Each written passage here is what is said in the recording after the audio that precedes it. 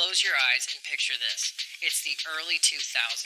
You just got home from school, grabbed a bag of Doritos, flipped on MTV, and there it was. MTV Cribs.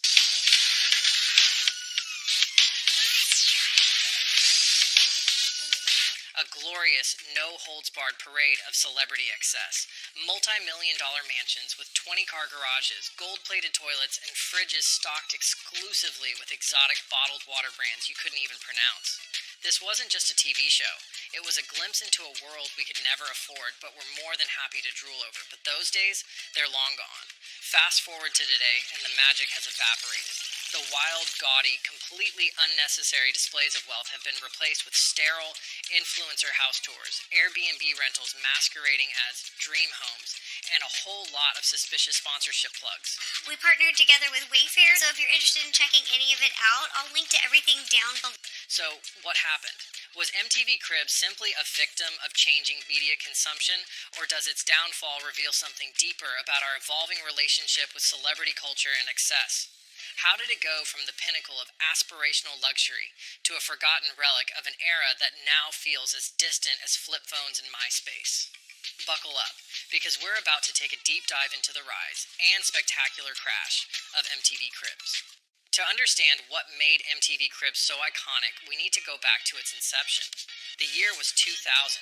MTV was still riding high as the go-to channel for music, pop culture, and the kind of reality TV that hadn't yet devolved into pure trash. This was the golden age of TRL, Jackass, and Pimp My Ride, and Cribs fit perfectly into the mix. The premise was simple. MTV would send a camera crew into the homes of the biggest stars of the moment and let them flex their insane wealth for 20 minutes. And man, did they flex. You had Mariah Carey dramatically posing in a bathtub mid-tour. I only actually used the shower once in my life because there's too many knobs for me to figure out. You had Master P showing off his mansion with a literal gold ceiling. Shaq's massive Superman-themed bed. Legendary. And then there was Redman, who, bless his soul, took the cameras through his very normal, very unpretentious house. Man, we coming to y'all live. Should I give y'all the tour right now? Where his cousin was literally sleeping on the floor. Oh yeah, that's my cousin right there. It was the perfect blend of absurd, hilarious, and aspirational. And it worked. It wasn't just a hit.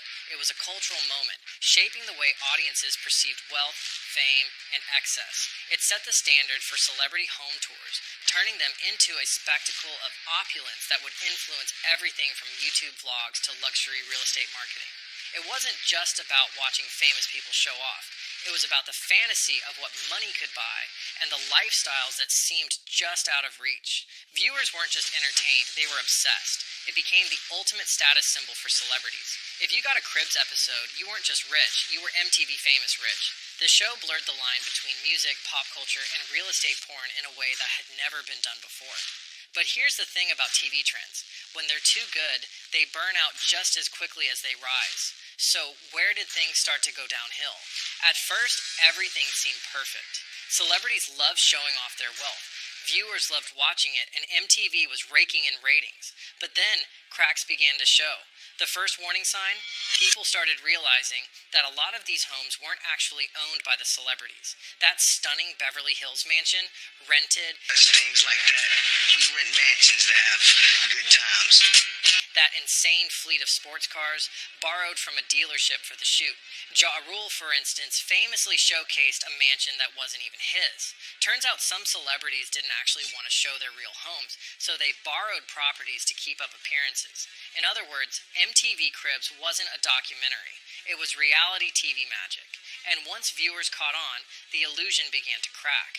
Then came the second problem, MTV itself. As the network evolved, it gradually shifted away from its original music-focused identity, embracing more reality TV formats that prioritized drama over aspiration. By the mid-2000s, the network was undergoing a major identity crisis. Music was being phased out in favor of reality TV drama. Shows like Jersey Shore, My Super Sweet 16, and 16 and Pregnant started dominating the network. MTV was chasing a new audience, one that didn't necessarily care about celebrities flexing their wealth. Hey everybody, I'm Aaron Carter, and it's my crib. Come check it out. But rather wanted to watch the chaos unfold in their personal lives. Viewers stopped dreaming of riches and started craving drama. and that spelled doom for Cribs. On top of that, the way people consumed content was changing. By the 2010s, social media had exploded. Why wait for an MTV episode when you could watch celebrities give home tours in real time on Instagram and YouTube? Why be at the mercy of a network schedule when influencers were giving behind-the-scenes peeks at their homes on Snapchat? Celebrities didn't need MTV anymore. They could reach their fans directly. And then came the final nail in the coffin. MTV Cribs tried to make a comeback. MTV revived the show in 2010 and again in 2017, but both times it flopped. The magic was gone and audiences had moved on. The Snapchat reboot? A desperate attempt to stay relevant in a format that simply didn't work. I'm Von Miller. Welcome to my crib. Instead of feeling like a return to greatness, these revivals felt like echoes of a past era, struggling to find a place in the modern world. And that, my friends, is where things fell apart. But we're just getting started, because if you thought fake houses were bad, wait until you hear about the sponsorship deals and sheer cringe that took over influencer culture. Stay tuned.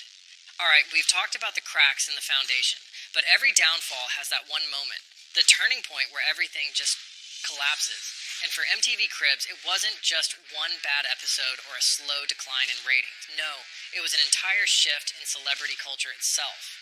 See, back in the early 2000s, the rich and famous had one job: be rich and famous. They weren't trying to be relatable, they weren't pushing discount codes, and they definitely weren't pretending to be just like us. No, celebrities flexed, and we loved them for it. We wanted to see them throw money at ridiculous things. A shower that you could fit like 30 people. Exotic pets? Sure. A nightclub inside their house? Why not? A golden toilet? Peak luxury. But then, something changed. The biggest shift? The Kardashians. Love them or hate them, they altered celebrity culture forever. Instead of being these untouchable icons of wealth, celebrities started positioning themselves as lifestyle brands. Instead of just showing off what they had, they started monetizing access to their lives. Suddenly, it wasn't just about having the $1 million mansion. It was about selling a beauty line, a tequila brand, or a fitness app from inside that mansion. And that's where MTV Cribs lost its footing. The show was built on the idea that celebrities were above us, but social media flattened that hierarchy. Suddenly, you didn't need an MTV Cribs episode to flex. Your Instagram stories did the job just fine. No middleman required. And because of that, Cribs stopped feeling exclusive. The magic of seeing inside a celeb's home was gone because, well, we already lived inside their homes 24/7 via social media. Then, of course, we have the sponsorship invasion. Remember when MTV Cribs was about excessive wealth for the sake of it? Well, fast forward to today, and now every house tour is a thinly veiled commercial. Watch any influencer's dream home tour on YouTube, and you'll notice a pattern. This video is sponsored by a questionable furniture brand that I totally love and didn't just discover yesterday. So if you're interested in checking any of it out, I'll link to everything down below. Every fridge is suddenly stocked with one suspiciously placed energy drink. Every piece of decor has a promo code in the description. And instead of flexing gold ceilings, we get aesthetic minimalist houses that all look the same. Let's be real. If you have to explain why something is luxurious, it's probably not. MTV Cribs never needed to justify itself. It was pure, unfiltered flex culture. But today, the flex has been replaced with content strategy. And trust me, that is infinitely less fun to watch. So, what happens when celebrity culture goes from aspirational to suspiciously curated? People stop buying it, and nowhere is that clearer than in the way audiences have responded. First of all, let's talk about the public backlash. Viewers didn't just stop watching Cribs, they started mocking the entire genre of celebrity home tours. Can we have him come out of that door like 2 times, 3 times, 7 times, 9 times, 14 times? Social media is flooded with memes dragging influencers for pretending to be self-made, while showing off houses their parents definitely paid for. And the ultimate insult, the rise of parody house tours. You've seen them. Here's a tour of New York's smallest apartment. The ironic TikTok tours where people give a dramatic walkthrough of their tiny apartments like they're showing off a $50 million mansion. Welcome to my crib, here's my fridge, full of sadness and expired milk. Over here, my luxurious bathroom with a single roll of toilet paper. And finally, my bedroom, the centerpiece of this estate, featuring a bed that is technically a mattress on the floor. These videos rack up millions of views because people relate to them more than the fake glam being sold by actual influencers. And speaking of fake glam, can we talk about the AI-generated rich people aesthetics? You know exactly what I'm talking about. The endless influencer mansions that all have the same lifeless beige decor, the same glass staircase, the same weirdly empty kitchen with marble counters that look like they've never been touched. This is what happens when luxury is no longer organic, but algorithmically optimized for engagement. These homes aren't built for living, they're built for looking good in a thumbnail. Then there's the predictability factor. Back in the day, every MTV Cribs episode was an event. You never knew what you were going to get. A house full of exotic animals, a personal bowling alley, a garage that looked more like a car dealership. It was unhinged, and that was the fun of it. Now, we know exactly what to expect. It's either modern minimalist mansion with brand deals or fake relatability in a rented house. There's no in between. And finally, we have the biggest consequence of all, the death of authentic flexing. Wealth in the 2000s was chaotic. It was ridiculous. It was unapologetic. Today's wealth, it's calculated, curated, and worst of all, kind of boring. So, can MTV Cribs be saved?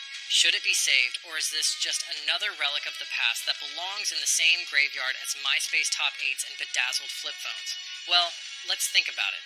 On the one hand, MTV Cribs was a product of its time. It thrived in an era when celebrity culture was all about distance. The rich and famous weren't trying to be relatable. They were trying to be gods. Today, audiences don't want untouchable. They want interactive. They want engagement, behind-the-scenes access, and the illusion that their favorite influencers are just like them, even though they absolutely are not. So in that sense, Cribs might be too pure for the modern world. But on the other hand, maybe there's a way back. Maybe what people really miss isn't just MTV Cribs itself, but the sheer chaos of early 2000s wealth flexing. The over-the-top absurdity of gold-plated ceilings, fish tanks in the walls, and a celebrity explaining why they needed 10 different jacuzzis. Maybe the solution isn't bringing back Cribs, but reviving that spirit. Less curated, less predictable, and way more unhinged.